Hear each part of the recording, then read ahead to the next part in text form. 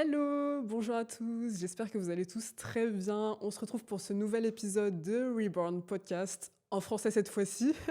Et ça me fait extrêmement plaisir de vous faire cet épisode car c'est vraiment l'élément déclencheur en fait qui a fait celle que je suis devenue aujourd'hui. Et c'est également un sujet qui touche énormément de personnes, c'est pour ça que ça me tenait à cœur. J'ai décidé de vous parler de comment est-ce que j'ai fait pour surmonter ma timidité. Vous aviez déjà eu un avant-goût dans le tout premier épisode, du coup je vous partage mon histoire. Pour ceux qui l'ont pas encore écouté, ça s'appelle Mon histoire, c'est le tout premier épisode. Il est disponible sur Apple Podcast, sur Deezer et sur Spotify. Et je retrace tout mon parcours et de comment est-ce que je fais pour arriver là où j'en suis aujourd'hui. D'ailleurs, encore merci pour tous les reposts, pour tous les commentaires, toutes les stories. Je m'attendais pas à autant de retours et l'épisode et même le podcast a eu un énorme succès, donc vraiment merci.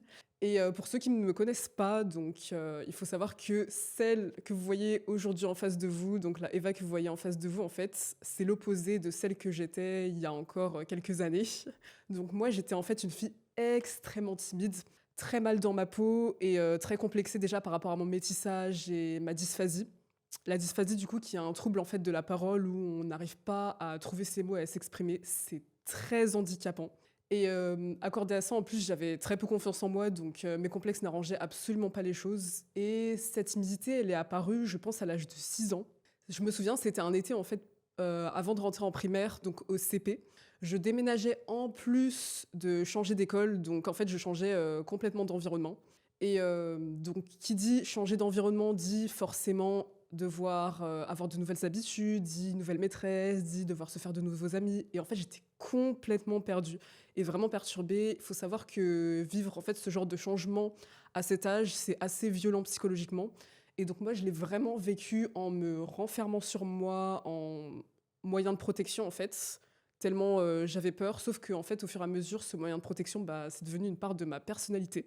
Par rapport à ma timidité, il faut savoir que donc moi, j'avais très peur d'aller vers les autres. Je rougissais dès que quelqu'un venait venir me voir, m'adresser la parole. Par rapport à l'école, c'était encore pire. J'étais vraiment cette fille en fait au fond de la classe qu'on voyait pas, qui se faisait toute petite dans son coin, qu'on n'entendait pas, qu'on n'interrogeait jamais. Et dès qu'on m'interrogeait justement ou qu'il fallait faire un exposé, je perdais complètement mes moyens en fait. J'étais complètement bloquée. Je trouvais pas mes mots. Et en fait, ça faisait que finalement, bah, on se moquait de moi et on me riait au nez. Et ça faisait que je me sentais encore plus nulle. Et je sais que énormément de personnes sont passées par là. J'en ai d'ailleurs voulu énormément au système scolaire à cette époque-là, car plutôt en fait que de me laisser sur le côté, j'aurais aimé avoir des professeurs qui m'apprennent comment avoir confiance en moi, comment m'exprimer en public et comment surmonter ma timidité aussi. Et par rapport au système scolaire, d'ailleurs, il y a énormément de changements qui doivent se faire car en fait, ils n'acceptent pas la différence. Ils essayent de se donner une bonne image par rapport à ça, mais il y a encore énormément de changements à faire. Donc en fait, dès que quelqu'un va être plus timide, plus réservé, moins sûr de lui, ou va être différent par exemple physiquement, que ce soit au niveau des cheveux, au niveau de la couleur de peau, au niveau de la religion, bah, malheureusement, il va être plus apte à subir des moqueries, des critiques, du harcèlement aussi, de l'humiliation. Et c'est vraiment quelque chose qui doit changer selon moi. Et on m'a longtemps fait comprendre qu'être timide, c'était mal. En fait, j'ai longtemps cru que ma timidité serait un fardeau. Jamais j'aurais pensé que ça deviendrait une de mes plus grandes forces pour ce que je réalise en fait aujourd'hui. Et si on m'avait dit qu'aujourd'hui d'ailleurs je serais hôte d'un podcast, que je ferais des interventions, que je ferais des conférences, je vous aurais dit impossible. Et mes profs ne me comprenaient pas et ne cherchaient absolument pas à me comprendre. On pensait que j'étais arrogante parce que je m'exprimais pas. J'en ai énormément souffert d'ailleurs. Et c'est aussi pour ça que j'ai décidé de créer ce podcast. En fait, je veux être cette femme que j'aurais aimé voir il y a quelques années, que j'aurais aimé écouter il y a quelques années, à ce moment de ma vie où j'étais complètement perdue, où j'étais super mal dans ma peau et où je savais pas ce que je voulais faire. Je veux être cette femme que j'aurais écoutée justement à cette époque-là. Et donc, accordée à ma timidité, j'étais aussi une grande rêveuse, beaucoup la tête dans la lune, comme on dit aujourd'hui. D'ailleurs, c'est d'ailleurs pour ça que je suis dans un domaine artistique, c'est pas du tout par hasard. Je pense que vous le voyez. Et en fait, à cette époque-là, on le reprochait énormément. On me le reprochait énormément et on me disait des phrases du style Ah, mais t'es trop dans la lune, non, mais redescends sur Terre, non, mais t'y arriveras pas, etc. Et en fait, c'est d'ailleurs pour ça que j'ai décidé de refouler cette émotivité et cette sensibilité complètement à l'intérieur de moi. Parce que je pensais que c'était mal d'être émotive et d'être hypersensible. Donc j'ai vraiment renouer avec cette sensibilité et cette hypersensibilité, je pense, il y a même pas un an, pour vous dire à quel point, en fait, ça m'avait affectée. Et est arrivé ce moment où, en fait, j'en avais marre de me laisser marcher dessus et de laisser ma timidité contrôler ma vie. Je me souviens, c'était à l'âge de 15 ans, cet âge d'ailleurs où j'ai une grosse période de rébellion, où j'avais qu'une seule envie, c'était de faire fermer des bouches, chose que j'ai d'ailleurs réussi à faire par la suite finalement. Et en fait, j'étais vraiment très envieuse des personnes justement qui osaient aller vers les autres, qui osaient, parler en public, qui osaient se montrer en public. Et je me souviens, du coup, en fait, c'était un jour où j'ai fait une grosse introspection sur moi, où j'ai fait une grosse, introspection, en fait, sur ma vie en général. J'ai commencé à me poser des questions, sur ma vie, sur ma situation. J'ai commencé à me dire: «Mais est-ce que en fait, tu veux vraiment continuer de vivre comme ça? Est-ce que tu as vraiment envie de continuer comme ça? Parce que là, tu fonces droit dans le mur concrètement. Si tu continues comme ça, en fait, jamais tu atteindras les rêves que tu t'es promise d'atteindre.» C'était vraiment les termes que je me disais. Je me disais: «Mais, en fait, donc je vais devenir cette nouvelle personne. Je vais travailler sur moi parce que si je continue comme ça, bah, je vais continuer de me faire marcher dessus et ça, c'est quelque chose qui est plus possible. En fait, il faut que je montre ce que j'ai dans le ventre. Il faut que je montre de quoi je suis capable parce que là, je fonce droit dans le mur.» Et je m'étais dit: «Et si je mettais en place de nouvelles actions pour justement devenir cette nouvelle personne? Ça peut pas être pire, donc autant tester de nouvelles choses.» Et donc, c'est pour ça aussi que j'ai décidé du coup de, par rapport à cet épisode, vous expliquer, vous donner des conseils sur ce que j'ai fait pour pouvoir justement surmonter cette timidité. Qu'est-ce que j'ai mis en place pour moi surmonter cette timidité? Ça vaut pas forcément pour les personnes timides, ça vaut aussi également pour, les personnes, qui veulent atteindre de nouveaux objectifs ou aussi qui veulent devenir une nouvelle personne. Déjà, il faut savoir que la timidité, c'est très lié à la peur, du regard de l'autre, donc la peur du rejet et la peur du jugement. Quand tu es vraiment timide, en fait, tu es sans arrêt en mode survie. Tu analyses tout autour de toi parce que tu te prépares au cas où, justement, il y a quelqu'un qui viendrait t'adresser la parole. Donc en fait, tu es tout le temps en hypervigilance. C'est très, très inconfortable et donc dès que quelqu'un, en fait, t'adresse la parole, justement, la première chose à laquelle tu vas penser, c'est: «Qu'est-ce que cette personne-là pense de moi?» Donc en fait, tu vas commencer à te dire: «Ah mais j'espère qu'elle me trouve beau belle, j'espère qu'elle me trouve pas nulle, j'espère qu'elle se fout pas de ma gueule. De toute façon, je suis tellement nulle que c'est sûr qu'elle se fout de ma gueule.» Et en fait, c'est vraiment un cercle vicieux. Tu te renfermes dans ces pensées-là qui font que finalement, tu te renfermes encore plus sur toi. Quand tu es timide aussi, tu n'as pas confiance en toi. Donc forcément, en fait, tu vas tout faire pour que l'autre t'accepte tellement tu as peur du rejet. Donc tu vas être cette fille, bien gentille, bien dans son coin, qui justement est gentille avec tout le monde, qui pose aucune limite, qui, d'ailleurs est d'accord avec ce que tout le monde dit. On va même justement te reprocher que tu as aucune personnalité. Je me souviens, c'était, un gars à cette époque qui me disait: «De toute façon, toi Eva, tu aucune personnalité.» Je peux vous assurer que lorsque vous êtes jeune, que vous n'avez aucune confiance en vous, aucune estime de vous et qu'on vous lance ça en pleine face, c'est tellement violent. Mais en fait, aujourd'hui, j'en veux absolument pas à ces personnes parce que, si ça m'était pas arrivé, jamais j'aurais eu cette niaque de vouloir atteindre mes objectifs aujourd'hui. Donc quand, en fait, t'es timide, t'es obsédé par ce que l'autre pense de toi. Donc par rapport à mes conseils, déjà, ce que j'ai à vous conseiller, c'est de faire un point sur, faire un point sur ta situation actuelle et sur la personne que tu es aujourd'hui. Donc faire un point sur les choses que tu aimerais changer, déjà. Ensuite, tu dois avoir une vision détaillée de la personne que tu te vois être dans quelques années. Quelle est la personne idéale que tu te vois être dans 5 ans? Il faut que ça soit détaillé. Plus t'es précis, mieux c'est. En fait, ton cerveau et ton subconscient, c'est comme des GPS. Ils peuvent t'emmener où tu veux, mais si tu sais pas où tu vas aller précisément, jamais tu atteindras ta destination. Commence justement par attention, je ne dis pas qu'il y a qu'une seule manière de faire et que c'est la seule qui fonctionne, mais c'est personnellement en fait quelque chose qui a fonctionné pour moi, donc je te conseille de tester. Donc prends un cahier et note sur ce cahier la personne idéale que tu te vois être. Donc quelle pensée elle a, quel comportement elle a, quelle personnalité elle a, quel type d'environnement elle a aussi, les personnes qu'elle côtoie, etc. Note-le sur un cahier et mets en place de nouvelles actions pour pouvoir être cette personne. Il va falloir que tu mettes en place des actions complètement différentes si tu veux devenir une personne différente. Tu peux pas espérer devenir une personne complètement différente en mettant les mêmes actions que tu mets en place aujourd'hui. Ça va pas ensemble. Donc commence par te fixer de petits objectifs.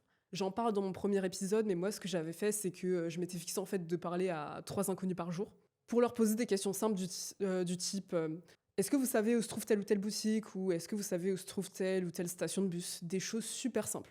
Ensuite, je suis passée à de plus gros objectifs lorsque j'ai commencé l'entrepreneuriat. où là, justement, on a commencé à vouloir me faire intervenir sur des webinars pour parler d'investissement. Donc j'ai commencé premièrement par apprendre à être à l'aise face à la caméra, comme je fais en face de vous par exemple, ou à faire des facecam, à faire des zooms, etc. Et évidemment, après est arrivé le jour où j'ai dû faire ma première intervention en public, où là, en fait, j'étais vraiment terrorisée parce que je faisais face en fait à ma plus grande peur, qui était la peur justement de montrer en public. Mais au fond de moi, en fait, je rêvais d'une seule chose, c'était vraiment d'être à l'aise en public. Donc j'allais faire tout ce qu'il fallait pour devenir cette personne. Évidemment, ça a été catastrophique, j'arrivais pas à aligner 3 mots, mais je me suis dit: «Tu sais quoi? Je vais pas rester sur cet échec, je vais recommencer jusqu'à temps que je sois à l'aise de le faire». D'ailleurs, ça, c'est ma mentalité de tous les jours. Pour les personnes qui me connaissent vraiment, vous savez que, en fait, dès que moi, je suis pas à l'aise avec quelque chose, jamais je le laisse de côté. Je vais recommencer jusqu'à que je sois à l'aise à faire cette chose-là. C'est d'ailleurs pour ça que j'ai une résilience qui est incroyable aujourd'hui. Et donc, j'ai commencé à faire des interventions devant 50, puis devant 100, puis devant 200 personnes, etc. Et puis, finalement, en fait, je suis devenue à l'aise. J'ai pris cette habitude. Donc, en fait, j'ai toujours évidemment ce stress, ce petit stress qu'on a avant de prendre la parole aujourd'hui. Mais dès que je le fais, en fait, c'est un réel plaisir. C'est vraiment devenu une habitude. Et en fait, tu prends inconsciemment l'habitude de le faire. Pourquoi? Parce que tu t'es visualisé devenir cette personne ou atteindre cet objectif bien avant que ça n'arrive. C'est le principe justement de visualisation et de savoir se projeter dans le futur. Une chose qui a complètement fonctionné pour moi aussi et que j'applique d'ailleurs dans ma vie de tous les jours dès que je veux atteindre des objectifs, c'est d'agir comme si j'étais déjà cette personne, d'agir comme si en fait j'avais déjà atteint cet objectif. C'est le fameux fake it until you make it. On le sait, c'est super bateau, mais en fait ça marche réellement et il y a encore trop peu de personnes, je trouve, qui l'appliquent. Et donc en fait, c'est simple. Il faut que tu agisses comme si tes objectifs étaient déjà là.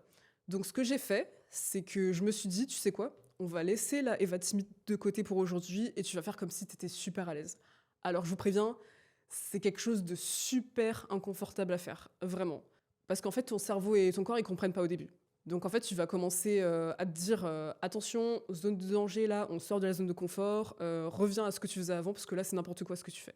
C'est clairement en fait ce que ton mental, il va te dire, mais à ce moment-là, ton mental, c'est la dernière chose qu'il faut écouter, sincèrement. Il faut savoir le mettre de côté. Et donc, en fait, j'ai commencé à agir comme ça tous les jours. Et finalement, je suis devenue cette personne et c'est devenu une part de ma personnalité avec les habitudes. Donc, en fait, c'est les habitudes quotidiennes que tu vas mettre en place qui vont te faire atteindre tes objectifs. Donc, le fameux effet cumulé. Et aujourd'hui, lorsque je raconte justement cette phase de ma vie aux gens, mais en fait, ils sont choqués. Ils me disent: «Mais non, mais c'est impossible que tu aies été timide, Eva. Genre, tu es tellement à l'aise». Mais oui, je suis à l'aise justement parce que j'ai travaillé sur moi avant. Et ce que je veux te faire comprendre, en fait, c'est qu'il va falloir faire des choses qui te terrorisent et que tu n'as pas l'habitude de le faire, que tu détestes faire, en fait, pour atteindre tes objectifs. J'ai dû faire face à mes plus grandes peurs pour pouvoir surmonter ma timidité. Atteindre ses objectifs, c'est un processus qui est super inconfortable. Et d'ailleurs, je connais aucune personne autour de moi qui a atteint ses objectifs ou qui a atteint la vie qu'il veut sans être sorti de sa zone de confort avant. Donc en fait, il va falloir sortir de sa zone de confort. Faire les choses qui te font peur, ça va être quelque chose d'inévitable pour atteindre tes objectifs. Donc en fait, fais-le. En plus, une fois que tu l'auras fait, tu seras tellement fier de toi que tu voudras même plus t'arrêter. C'est ce qui m'est arrivé. Je ne dis pas que ça va se faire en un claquement de doigts et que va pas y avoir des moments difficiles, mais à partir du moment où en fait tu prends la décision et que tu prends cet engagement vers toi-même de ne plus jamais vivre la même vie qu'avant, de devenir cette personne justement que tu rêves d'être et de travailler sur toi, en fait, peu importe le nombre d'obstacles qu'il va y avoir sur ton chemin, tu te laisses pas le choix. Tu te laisses pas le choix du tout. Et si vous saviez le nombre de fois où on m'a justement rionné et on m'a dit que j'y arriverais pas, si j'avais écouté encore ces personnes aujourd'hui, jamais je serais au stade où je suis. Je serais toujours la personne que j'étais il y a 5 ans avant. Et justement, ça m'a encore plus boosté à atteindre mes objectifs. Et lorsque tu prends confiance en toi, automatiquement, tout autour de toi change. Le regard que les gens ont de toi change. En fait, c'est juste parce que tu émets une énergie différente, donc les gens le perçoivent. Et moi, c'est quelque chose que j'ai d'ailleurs vécu. À partir du moment où j'ai pris confiance en moi, j'ai commencé à attirer des opportunités incroyables sans savoir comment. J'ai commencé à attirer les bonnes personnes, attirer les bonnes situations, attirer les bonnes vibrations. Et pour vous dire à quel point, même justement mon entourage, mes amis, ma famille, etc., croient plus en moi et mes projets que moi, je crois en moi et mes projets. Pour vous dire à quel point c'est incroyable. Tout ça par une prise de décision. Et moi, j'en ai eu marre de voir des gens autour de moi atteindre leurs objectifs. J'en ai eu marre de voir des histoires à succès sur les réseaux pendant que j'attendais dans mon coin. J'en ai eu marre de remettre les choses à plus tard. J'avais juste envie de prendre le contrôle de ma vie de moi-même. J'en ai marre justement de je le ferai plus tard. Moi, j'ai plus envie que ce soit plus tard, j'ai envie que ça soit maintenant. Et depuis que j'ai pris cet engagement envers moi-même, il n'y a plus jamais eu de plus tard, plus jamais. Donc maintenant, dès que je veux réaliser quelque chose, je le fais et je passe à l'action. Parce que plus t'attends, plus tu laisses de place en fait au doute de s'installer. Plus t'attends, plus tu laisses de place à tes pensées limitantes et saboteuses comme j'y arriverai pas de reprendre le dessus. Donc en fait, maintenant, dès que je veux faire quelque chose, je me pose aucune question, je le fais. Je me demande plus si c'est réalisable ou non, je me mets déjà en tête que je l'ai réalisé. Et cet état d'esprit a totalement changé ma vie de façon positive. J'ai pu atteindre de nombreux objectifs qui me tenaient à cœur. Et le problème aujourd'hui aussi, c'est que la plupart des gens en fait se disent, dès qu'ils ont un projet ou dès qu'ils ont quelque chose en tête, un rêve, bah, ça commence par l'école par exemple, tu te dis, j'ai enfin, quand j'aurai fini le lycée, là, je pourrai faire les choses que j'aime. Puis arrivent les études, où là tu te dis, dès que j'aurai fini mes études, je pourrai me consacrer à mon projet. Puis tu rentres dans la vie active et tu te dis, là j'ai pas le temps, je le ferai plus tard. Jusqu'au jour où tu arrives sur ton lit de mort avec une tonne de regrets. Et moi, j'avais absolument pas envie de finir comme ça. Donc en fait, arrête de repousser les choses au lendemain. Parce que ce moment-là, il arrivera jamais. Et toi-même, au plus profond de toi, tu sais que ça n'arrivera pas. Donc arrête de repousser au lendemain et fais-le. Je sais que c'est dur. Le plus dur, c'est de faire ce premier pas que tu redoutes tant. Mais en fait, une fois que tu l'auras fait, tu seras tellement fier de toi par la suite. Parce que ça en vaut réellement la peine. Et si tu es actuellement dans la situation dans laquelle j'étais il y a quelques années, que tu te sens nul, que tu te sens pas assez et que tu penses que tu n'y arriveras pas, sache que la vie est extrêmement bien faite. Selon moi, la meilleure revanche, c'est le succès et le bonheur. Et tu verras que les personnes qui te rient au nez actuellement sont les mêmes qui reviendront te voir dans quelques années. Je dis ça par expérience, parce que c'est ce qui m'arrivait d'ailleurs récemment. Les personnes qui se moquaient de moi il y a quelques années sont revenues me voir sur les réseaux et me demander comment j'ai fait et me féliciter. Donc en fait, fais confiance au processus, fais confiance au timing. Tout se fait au meilleur moment. Et j'en veux absolument pas à ces personnes. En fait, je ressens aucune haine. Je les remercie même parce que d'un côté, elles m'ont aidé à devenir celle que je suis devenue aujourd'hui. Donc continue de persévérer, continue de te donner à 100% pour tes objectifs et force le destin, montre que tu veux réellement atteindre cet objectif. Et ça sera plus qu'une question de temps. Donc en tout cas, ça m'a fait extrêmement plaisir de vous retrouver sur cet épisode. C'est vraiment quelque chose qui était important pour moi à faire et je sais que énormément d'ailleurs l'attendaient. J'espère impacter plus d'un et pouvoir aider un maximum de personnes avec cet épisode-là. Et je vous invite aussi à vous abonner sur les comptes Spotify, Apple Podcasts, Deezer ainsi que YouTube. Et je vous retrouve très vite dans le prochain épisode qui va être tout autant incroyable et je vous souhaite une très bonne journée. À très vite.